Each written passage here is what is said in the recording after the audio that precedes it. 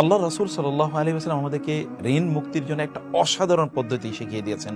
আপনার ঋণ যদি পাহাড় সমান হয়, আল্লাহ সুবহানাহু ওয়া তাআলা এই দোয়ার কারণে আপনার ঋণ পরিশোধ করে দেবেন। তাহলে চলুন আমরা একটু দোয়াটি মুখস্থ করি।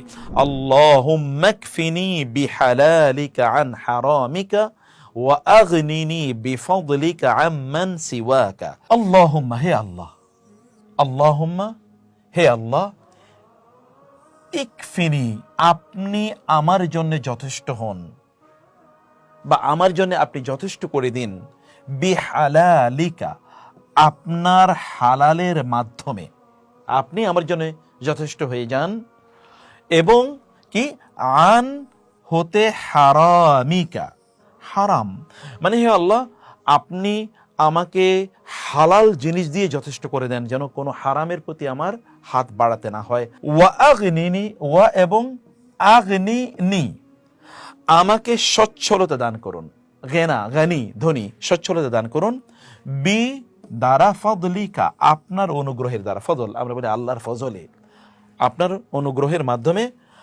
আম্মান, আন হতে আন এবং মান, তার থেকে মানে তার চেয়ে, সিওয়াকা, সিওয়া মানে ছাড়া, কা মানে আপনার, আপনি ছাড়া অন্য কারো কাছে আমাকে মুখাপেক্ষী হতে আপনি দিয়েন না। আমি কারো কাছে হাত পাততে চাই না আল্লাহ, আমি কেবল আপনার কাছে হাত চাই। আল্লাহ সুবহানাহু ওয়া তাআলা আমাদের সবাইকে এতটুকু আর্থিক সচ্ছলতা দান করুন যেন আমরা সম্মানের সাথে বেঁচে থাকতে পারি, এবং আমাদের ঋণের বোঝাগুলো আল্লাহ সুবহানাহু ওয়া তাআলা দূর করে দিন।